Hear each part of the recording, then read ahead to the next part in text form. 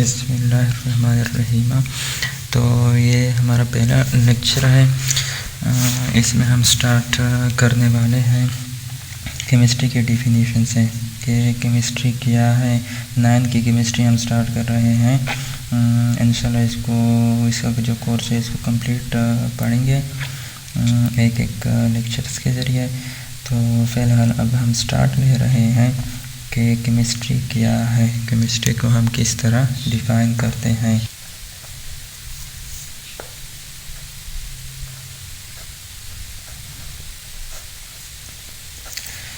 तो केमिस्ट्री की डिफिनेशन हम कुछ इस तरह करते हैं, इसका हम डिटेल से लिख लेते हैं कि the branch of science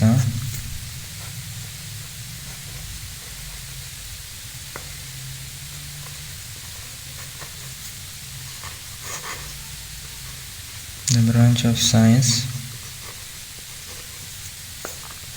in which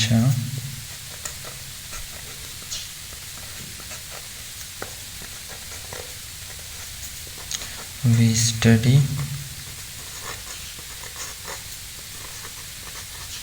about the। तो अब हम इसका डिटेल से डेफिनेशन लिखते हैं कि इसमें हम क्या क्या पढ़ेंगे। केमिस्ट्री के तो हम कहते हैं केमिस्ट्री साइंस की ब्रांच है। तो साइंस की ब्रांच के साथ साथ हम इसमें कौन सी चीज़ों को पढ़ेंगे। तो इसमें हमारे पास इसका जो पहला पॉइंट है, इसमें हम पढ़ते हैं कि स्ट्रक्चर ऑफ मैटर क्या है। हम पढ़ते हैं मैटर के बारे में। तो मैटर का भी हम थोड़ा सा लिख लेंगे कि मैटर क्या है। तो फ़िलहाल हम केमिस्ट्री पढ़ रहे हैं तो केमिस्ट्री की डिफिनीशन पहले एक्सप्लेन कर लेते हैं। तो इसमें हमारे पास जो पहला पॉइंट है, हम पढ़ते हैं कि स्ट्रक्चर ऑफ मैटर क्या है। हम इसमें स्ट्रक्चर ऑफ मैटर को पढ़ते हैं, स्ट्रक्चर ऑफ मैटर। तो इसको भी पढ़ेंगे कि ये स्ट्रक्चर ऑफ मैटर से हमारी क्या मुराद है। दूसरा पॉइंट इसमें है कि हम उसमें कंपोजिशन ऑफ मैटर को पढ़ते हैं, मतलब मैटर की कंपोजिशन क्या है, मैटर किस तरह बना है, किस चीज़ से बना हुआ है, इसकी कंपोजिशन क्या है। तो कंपोजिशन ऑफ मैटर को भी हम केमिस्ट्री में स्टडी करते हैं। इसके अलावा इसका तीसरा पॉइंट है इसके properties, means properties of matter. तो प्रॉपर्टीज़ में हमारे पास दोनों आते हैं, फिज़िकल भी आती हैं और केमिकल भी आती हैं। Properties of matter, properties of matter. तो ये 3 जो पॉइंट्स हैं, structure of matter, composition of matter, properties of matter, ये हम पढ़ते हैं केमिस्ट्री में। तो ये इसका डेफिनेशन है। अब हम लिखते हैं कि ये हमारे पास ये जो स्ट्रक्चर ऑफ मैटर है, स्ट्रक्चर ऑफ मैटर से हमारी क्या मुराद है, मतलब ये स्ट्रक्चर, हमारे स्ट्रक्चर का क्या मतलब है। इसके साथ में इसका कंपोजिशन ऑफ मैटर है, तो कंपोजिशन ऑफ मैटर का क्या मतलब है। इसके अलावा प्रॉपर्टीज़ ऑफ मैटर है, तो इस प्रॉपर्टीज़ ऑफ मैटर का क्या मतलब है, हम इसको किस तरह एक्सप्लेन करेंगे। तो स्ट्रक्चर ऑफ मैटर से हमारी मुराद ये है कि अगर हमारे पास फॉर एग्जांपल कोई एक कंपाउंड है, हम सैंपल ले लेते हैं H2O।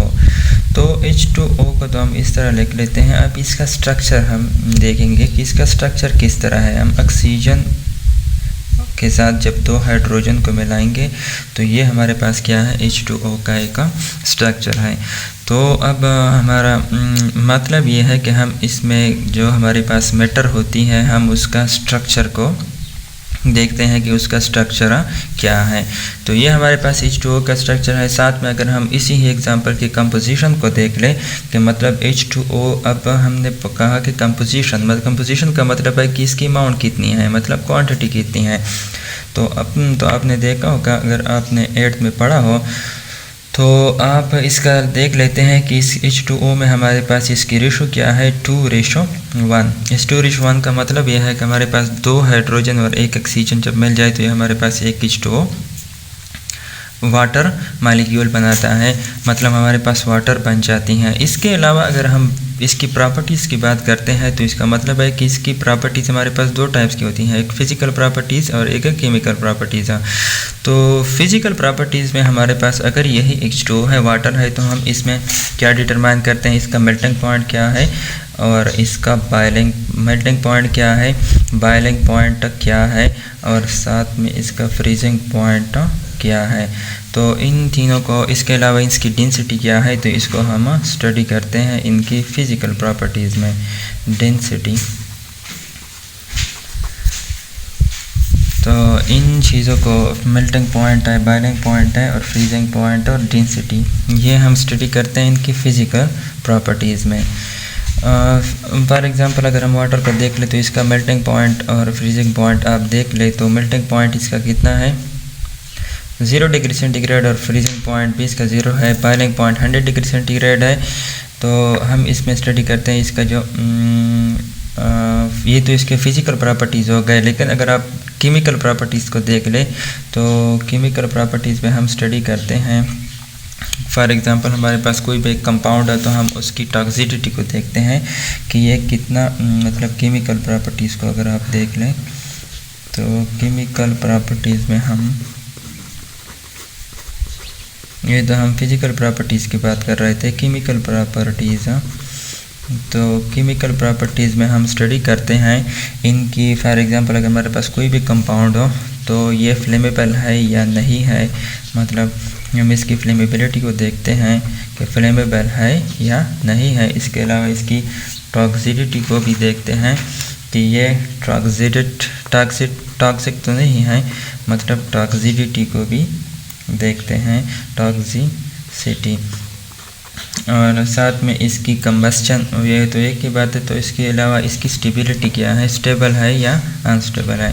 क्योंकि अगर हम मैटर की बात करते हैं तो हमारे पास कोई भी मैटर होगा, मैटर में हमारे पास इसमें सारे जितने भी, या तो सॉलिड होगा या लिक्विड होगा या गैसेस होगा, तो इसमें हमारे पास तकरीबन जितनी भी एलिमेंट्स है इन्हीं की बात हम करते हैं।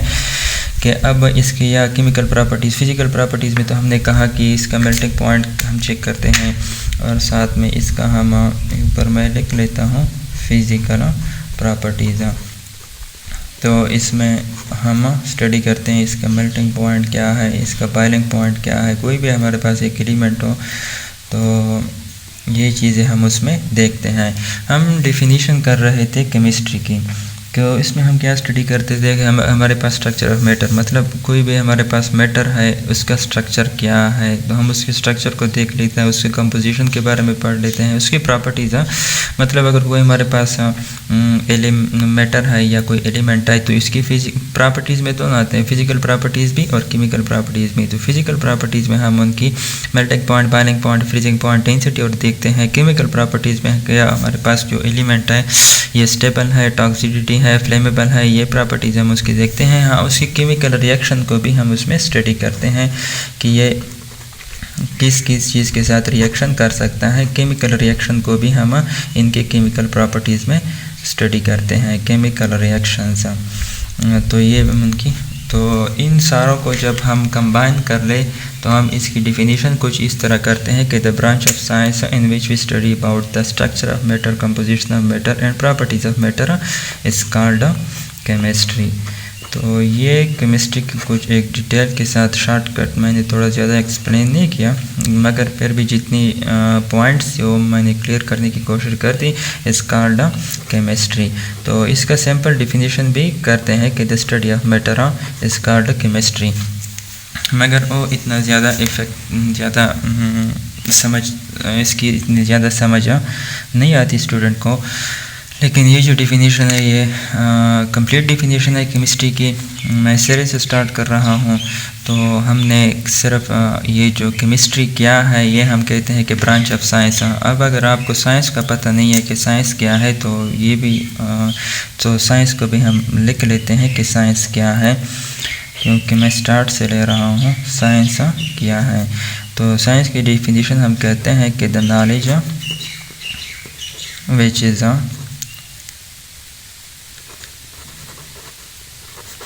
the knowledge which is gained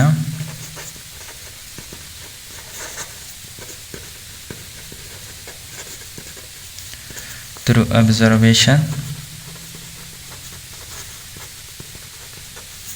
and experiment is called science. तो ये हमारे पास वो नॉलेज है जो कि हमारे पास ऑब्जर्वेशन और एक्सपेरिमेंट के बाद जब हासिल होता है। साइंस लैटिन वर्ड है सेंटिया से निकला है जिसका मतलब है नॉलेज। साइंस खुद क्या है, साइंस लैटिन वर्ड है सेंटिया से लैटिन एक वर्ड है जो कि सेंटिया से निकला हुआ है, इसका मतलब है नॉलेज।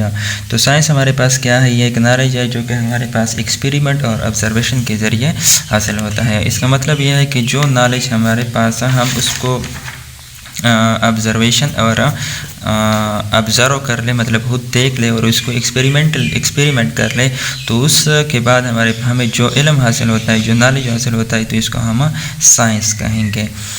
इसी तरह हम मैटर का भी थोड़ा सा वो लिख लेते हैं कि मैटर क्या है। तो मैटर का भी हम डिफिनीशन लिख लेते हैं कि मैटर क्या है।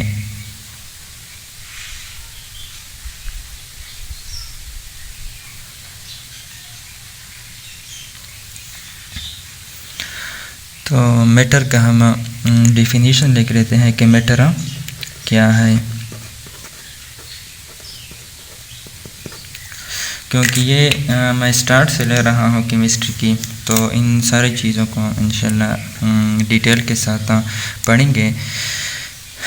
तो मैटर का हम सिंपल डिफिनीशन लिख लेते हैं कि anything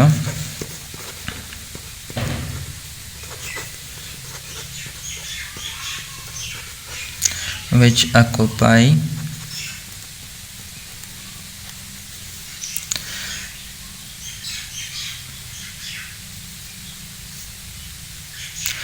occupy space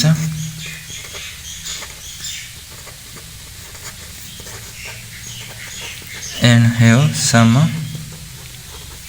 mass is called matter।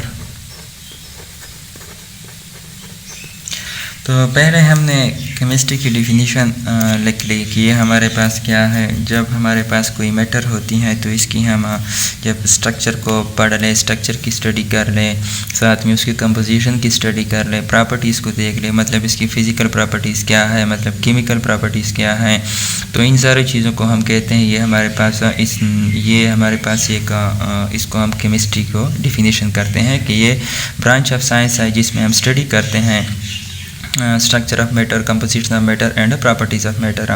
तो आपको स्ट्रक्चर ऑफ मैटर का भी पता होना चाहिए कि अब इससे हमारी क्या मुराद है, मतलब क्या मतलब है कि स्ट्रक्चर ऑफ मैटर। हमने देख लिया कि H2O का स्ट्रक्चर क्या है। इसी तरह आप किसी और भी कम्प्लेक्स का भी लिख सकते हैं, H2O के अलावा CO2 का भी कर सकते हैं, NH3 का भी कर सकते हैं। तो इसकी कंपोजिशन मतलब हमारे पास ये एक जो कंपाउंड है ये किस चीज़ से बना हुआ है, इसकी कंपोजिशन क्या है, मतलब इसकी अमाउंट कितनी है, कितनी हमारे पास जो एलिमेंट्स बने हैं, तो ये कंपाउंड हमें मिला है। साथ में इसकी फिजिकल प्रॉपर्टीज़ के मतलब प्रॉपर्टीज़ में हमारे पास इसकी अगर फिजिकल प्रॉपर्टीज़ है और केमिकल प्रॉपर्टीज़ है तो इनको भी हम देखेंगे कि हमारे पास ये जो मैटर है तो इसकी फ़िज़िकल प्रॉपर्टीज़ क्या है और केमिकल प्रॉपर्टीज़ क्या है। तो फिज़िकल प्रॉपर्टीज़ में हम किसी भी कंपाउंड हमारे पास जो मैटर होती हैं मैटर उसकी हम melting point, boiling point, freezing point और डेंसिटी इनको स्टडी करते हैं कि अब हमारे पास हमने इस तरह वाटर का देखा कि इसकी मेल्टिंग पॉइंट और फ्रीजिंग पॉइंट और बॉइलिंग पॉइंट कितना है तो इसको हम देखेंगे। साथ में केमिकल प्रॉपर्टीज़ मतलब इसकी केमिकल रिएक्शन, ये किस किस एलिमेंट्स के साथ रिएक्शन कर सकता है, और ये जो हम स्टडी कर रहे हैं ये एलिमेंट है इसकी टॉक्सिक है या नहीं है, फ्लेमेबल तो नहीं है, ये स्टेबिलिटी भी हम इसकी स्टडी करते हैं कि ये स्टेबल है या नहीं है। तो इन सारों को जब हम एक साथ स्टडी करते हैं तो इन सब को हम क्या कहते हैं, केमिस्ट्री। साथ में हमने साइंस के बारे में पढ़ा कि साइंस क्या है। तो साइंस के बारे में हमने कहा कि ये हमारे पास वो नॉलेज है जो कि हम ऑब्जर्वेशन और एक्सपेरिमेंट के ज़रिए हासिल करते हैं। तो ऑब्जर्वेशन से हमारी मुराद ये है कि हम कोई एक चीज़ खुद देख लें, बगौर देख लें। एक्सपेरिमेंट हम उसको खुद उस पर एक्सपेरिमेंट कर लें, जिस तरह अक्सर आप लोगों ने देखा होगा कि हम टेस्ट करते हैं मलेरिया कोई और चीज़ के लिए या टाइफाइड के लिए, तो हम उसको एक्सपेरिमेंटली देख लेते हैं। उसके बाद हम कह सकते हैं या ब्लड ग्रुप्स को डिटरमाइन करने के लिए जैसे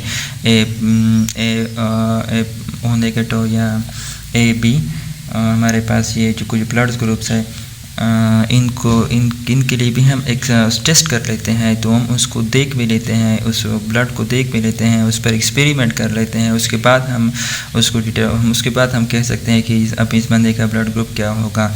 तो इन तमाम चीज़ों को हम साइंस में स्टडी करते हैं। इसके अपोजिट अगर आप देख ले तो इसका अपोजिट आर्ट्स है, जो कि इसमें कोई एक्सपेरिमेंट या ऑब्जर्वेशन नहीं होती।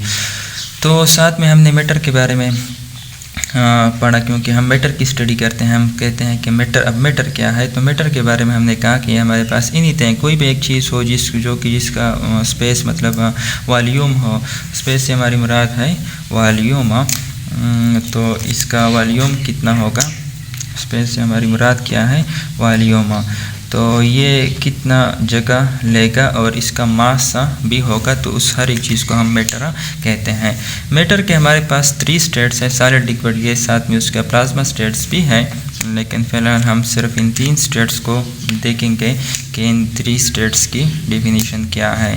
तो हम उसके में देख लेते हैं कि ये क्या है। जैसे हम ये मैटर को हमने कहा कि हर वो एक चीज़ जो कि जिसका कोई मास हो और साथ में वो स्पेस भी हो, तो इसको हम मैटर कहेंगे। अब हम मैटर की स्टेट्स देखते हैं कि मैटर किन हालत में एग्जिस्ट करता है। तो इनके हमारे पास स्टेट्स ज़्यादा हैं। सॉलिड, लिक्विड, गैस के अलावा प्लाज्मा है।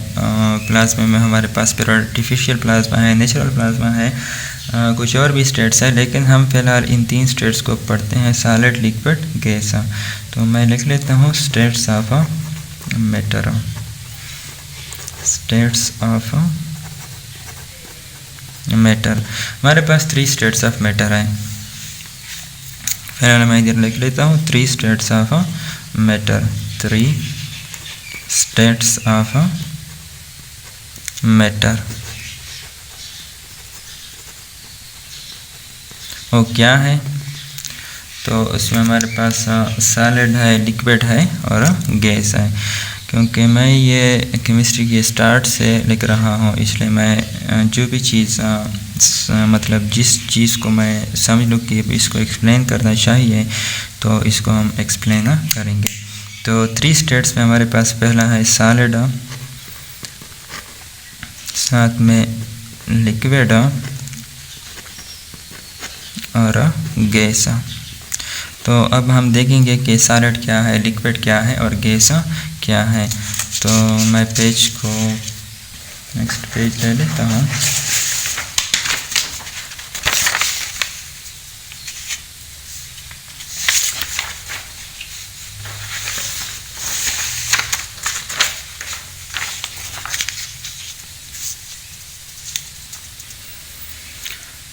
तो अब हम पढ़ेंगे कि सॉलिड क्या है, क्योंकि मैं स्टार्ट से ले रहा हूँ, बेसिक पढ़ा रहा हूँ पहले।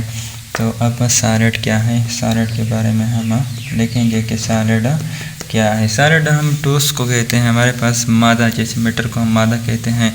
तो सॉलिड ठोस है, लिक्विड माया है और गैस तो गैस है। तो सॉलिड हमारे पास क्या चीज़ होती है, सॉलिड के ऐसी क्या है कि हम उसे मतलब पहचान लें कि ये सॉलिड है, स्टेट्स ऑफ मैटर है, मैटर की हालत है। तो सॉलिड में हम पढ़ते हैं कि सॉलिड की क्या होती हैं। दे है वो मीन सॉलिड है वो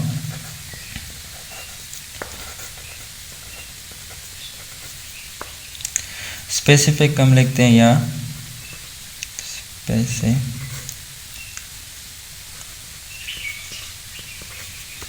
are fixed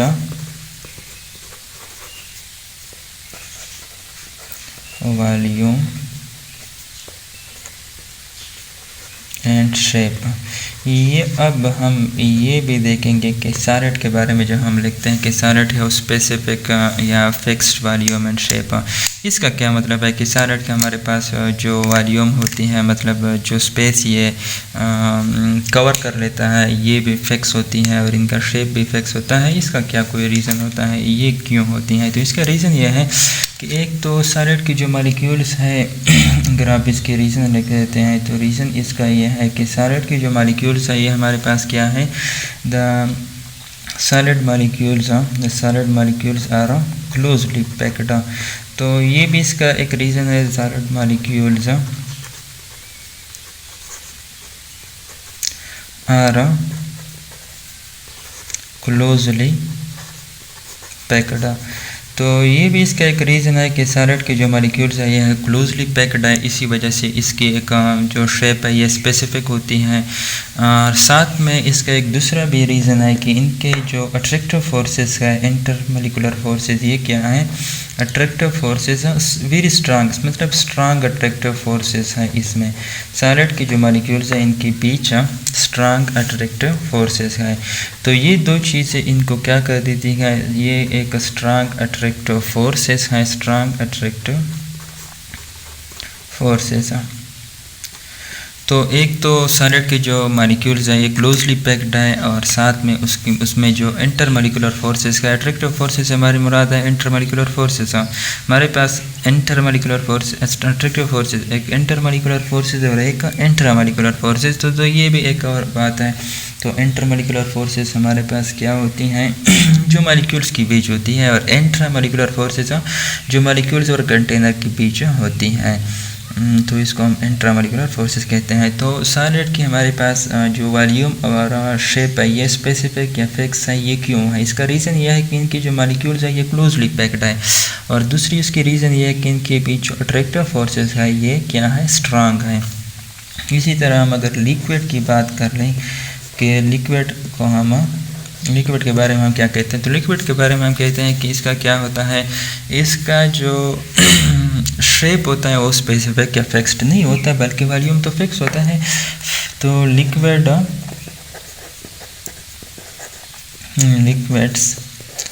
have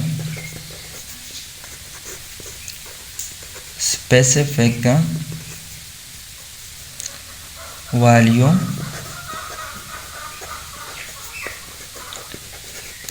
but not specific shape। Specific से हमारी मुराद है फिक्स, मतलब लिक्विड्स की जो वॉल्यूम होती हैं वो स्पेसिफिक होती हैं, लेकिन इसका जो शेप होता है ये फिक्स नहीं होता है। तो इसकी भी कोई रीज़न होगी क्यों इसका ऐसा है, तो हम इसकी रीज़न लिख लेते हैं कि रीज़न आप लिख लें कि ये क्यों है ऐसा, कि जो हमारे पास लिक्विड जो है इसका जो वॉल्यूम है वो स्पेसिफिक है और शेप इसका स्पेसिफिक नहीं है।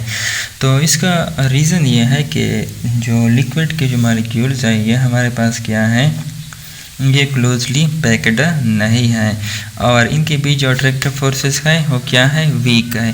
तो हम इसका रीज़न लिख लेते हैं कि द liquid molecules are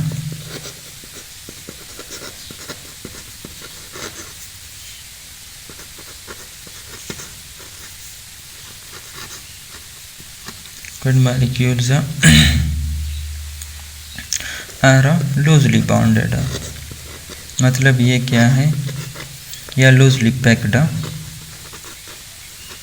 और दूसरा रीज़न क्या है, इनके अट्रैक्टिव फोर्सेस क्या है, वीक अट्रैक्टिव फोर्सेस का है लिक्विड के मॉलिक्यूल्स के पीछे, वीक अट्रैक्टिव फोर्सेस। तो हमने कहा कि लिक्विड की जो वॉल्यूम और शेप है, वॉल्यूम के बारे में हम कहते हैं कि इसका वॉल्यूम स्पेसिफिक है, लेकिन शेप इसका स्पेसिफिक नहीं है, मतलब फिक्स नहीं है। तो इसका रीज़न क्या है, इसका रीज़न हमने इसके मॉलिक्यूल्स को पहले देख लिया कि इनके जो मॉलिक्यूल्स है ये लूजली पैक्ड है, मतलब इनके बीच जो बॉन्ड है वो लूजली है, ये क्लोजली पैक्ड नहीं है।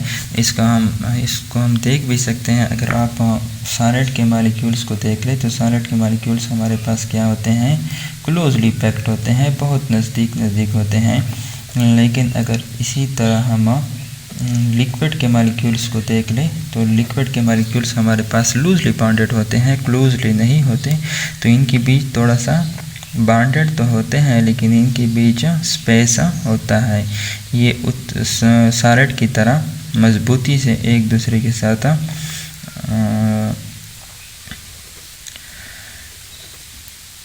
मतलब सॉलिड की तरह एक दूसरे के साथ इनकी जो बॉन्ड्स होती हैं वो इतनी टाइट नहीं होती, मजबूत नहीं होती, जिसकी वजह से सॉलिड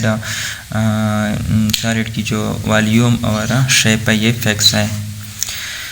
तो ये तो हमने लिक्विड के बारे में कहा कि लिक्विड की जो वॉल्यूम है ये स्पेसिफिक है और शेप उसका स्पेसिफिक नहीं है। उसका रीज़न भी लिख लिया कि लिक्विड के जो मॉलिक्यूल्स है ये हमारे पास लिक्विड लूजली बॉन्डेड है और अट्रैक्टिव फोर्सेस जो लिक्विड के मॉलिक्यूल्स हैं इनमें क्या है, वीक है। इसी वजह से हमारे पास लिक्विड क्या है, लिक्विड में हमारे पास फ्लूइडिटी होती है, मतलब ये फ़्लो कर सकते हैं।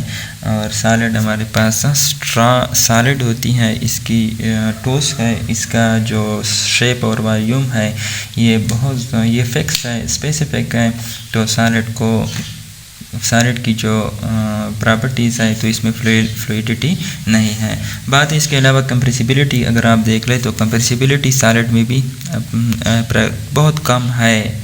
ऐसा नहीं कि आप कह नहीं सकते कि सॉलिड में कंप्रेसिबिलिटी बिल्कुल होती नहीं है। सॉलिड में कंप्रेसिबिलिटी है लेकिन कम है एज़ कम्पेयर टू लिक्विड में। तो लिक्विड में भी थोड़ा सा कंप्रेसिबिलिटी है, केसेस में बहुत ज़्यादा कंप्रेसिबिलिटी है। तो इसकी रीज़न भी हम लिखेंगे कि ये क्यों केसेस बहुत ज़्यादा कंप्रेसिबल है।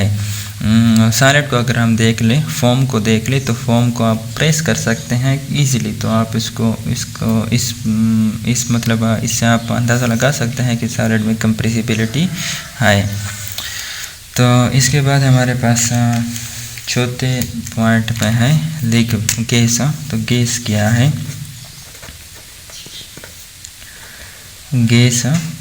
गैस के बारे में हम कहते हैं कि गैस को neither definite shape neither definite volume. तो गैस क्या है, गैस है वो neither a definite या specific or fixed, neither definite shape nor definite volume।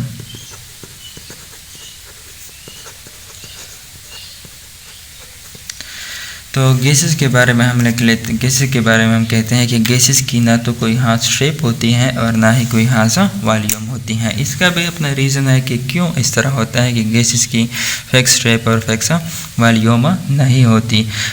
तो आप इसको देख लें, इसका रीज़न ये है कि गैसेस मॉलिक्यूल्स क्या है। रीज़न इसका ये है कि the gas molecules are in a scattered form। मतलब ये क्या होते हैं,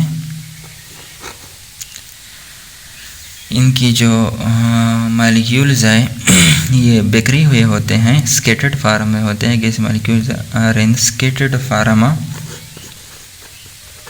और अट्रैक्टिव फोर्सेस क्या होती हैं, अट्रैक्टिव फोर्सेस इसमें क्या है, नेग्लिजिबल है। इसमें हमने नेग्लिजिबल अट्रैक्टिव फोर्सेस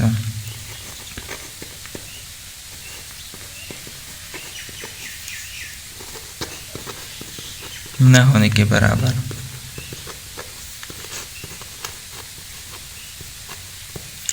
तो इनकी जो गैसेस की जो मॉलिक्यूल्स है ये तो एक स्कैटर्ड फॉर्म में है और इनके बीच जो अट्रैक्टिव फोर्सेस का ये नेग्लिजिबल है। मतलब हम इसको ड्रा कर देते हैं तो ये हमारे पास गैसेस की मॉलिक्यूल्स है, ये क्या है, ये हमारे पास स्कैटर्ड फॉर्म में होते हैं, बिखरे हुए होते हैं। तो हमने सिर्फ केमिस्ट्री की डिफिनीशन कर ली कि केमिस्ट्री क्या है, तो इसके साथ साइंस क्या है। तो इसका मैं थोड़ा सा ओवरव्यू दे देता हूँ कि केमिस्ट्री क्या है। केमिस्ट्री की सिंपल स्टडी हम कहते हैं कि द स्टडी ऑफ मैटर, लेकिन हम इसकी डिटेल के साथ जो डिफिनीशन है हम उसको पढ़ेंगे कि इसका डिटेल के साथ डिफिनीशन किस तरह बनता है। तो इसका डिटेल के साथ डिफिनीशन कुछ इस तरह बनता है कि हम कहते हैं कि हम उसमें ये हमारे पास साइंस की वो ब्रांच है जिसमें हम स्ट्रक्चर ऑफ मैटर को स्टडी करते हैं, कंपोजिशन ऑफ मैटर को स्टडी करते हैं और प्रॉपर्टीज़ ऑफ मैटर को स्टडी करते हैं। तो इसको हम केमिस्ट्री कहेंगे, इस कॉल्ड केमिस्ट्री। अब आपको ये समझना चाहिए कि स्ट्रक्चर ऑफ मैटर क्या है, कंपोजिशन ऑफ मैटर से तो आपकी क्या मुराद है, और प्रॉपर्टीज़ आप कौन से प्रॉपर्टीज़ को स्टडी करते हैं। तो स्ट्रक्चर ऑफ मैटर में हम हमारे पास कोई भी मैटर हो, उस सॉलिड में हो या लिक्विड में हो या गैसेस में हो, तो ये जितनी भी एलिमेंट्स हैं इनकी अगर हम देख ले तो हमने एग्जांपल में लिया है H2O। तो H2O के स्ट्रक्चर को हमने देख लिया कि अब H2O का स्ट्रक्चर किस तरह है। इसके अलावा इसकी कंपोजिशन को हम देख लेते हैं कि अभी किस चीज़ से बनी हुई है, ये जो कंपाउंड है इसकी रेशो क्या है, क्या क्या चीज़ इसमें बनी हुई है। तो हम इसकी कंपोजिशन में ये भी देख लेते हैं कि हमारे पास क्या है, जब 2 हाइड्रोजन और 1 ऑक्सीजन, मतलब हाइड्रोजन और ऑक्सीजन, ये भी तो हमें पता चल गया ना कि कंपोजिशन में हमारे पास इसकी हाइड्रोजन है और 1 ऑक्सीजन है। तो 2 हाइड्रोजन और 1 ऑक्सीजन जब मिल गए तो हमारे पास H2O बन गई वाटर। तो फिजिकल प्रॉपर्टीज़ या केमिकल प्रॉपर्टीज़, मतलब हम उसकी प्रॉपर्टीज़ ऑफ मैटर, हमारे पास जो मैटर है तो हम उसकी प्रॉपर्टीज़ को भी स्टडी करेंगे कि इसकी प्रॉपर्टीज़ क्या है। तो प्रॉपर्टीज़ में जनरली हमारे पास 2 टाइप की, फिजिकल प्रॉपर्टीज़ और केमिकल प्रॉपर्टीज़। तो फिजिकल प्रॉपर्टीज़ में हमारे पास कोई भी एलिमेंट हो या कंपाउंड हो या मॉलिक्यूल हो तो हम उसकी boiling point, melting point, freezing point और डेंसिटी को स्टडी करते हैं कि ये इसके क्या क्या है। केमिकल प्रॉपर्टीज़ में पहले तो हम इसकी केमिकल रिएक्शन को स्टडी करेंगे कि इसकी केमिकल रिएक्शन किस तरह है। इसके अलावा इसकी स्टेबिलिटी को भी देखेंगे, इसके अलावा इसकी टॉक्सिसिटी को भी देखेंगे कि टॉक्सिक है या नहीं है, स्टेबल कितना है, इसके अलावा ये फ्लेमेबल है या नहीं है। अगर आप देख ले तो हमारे पास पेट्रोल जो है, पेट्रोल सैंपल आपने अक्सर देखा होगा, तो ये फ्लेमेबल है। अगर आप वाटर को देख ले तो ये नॉन फ्लेमेबल है। तो साइंस में हम क्या स्टडी करते हैं कि साइंस क्या है। तो साइंस में हम स्टडी करते हैं कि यह हमारे पास वो नॉलेज है जो कि ऑब्जर्वेशन और एक्सपेरिमेंट के ज़रिए हमारे पास गेन हुआ है। तो इस नॉलेज को हम साइंस कहते हैं। इसके अलावा अगर आप मैटर को देख ले कि मैटर क्या है, तो anything which occupies space and have some mass, इसको हम मैटर कहते हैं। इसके अलावा हमारे पास मैटर के 3 स्टेट्स हैं, सॉलिड, लिक्विड, गैसेस। तो इसको भी मैंने शॉर्टकट लिख लिया है कि सॉलिड क्या है, लिक्विड क्या है और गैस क्या है। आप इसको एक दफ़ा रिवाइज कर ले, इसके आपको समझ आ जाएगी।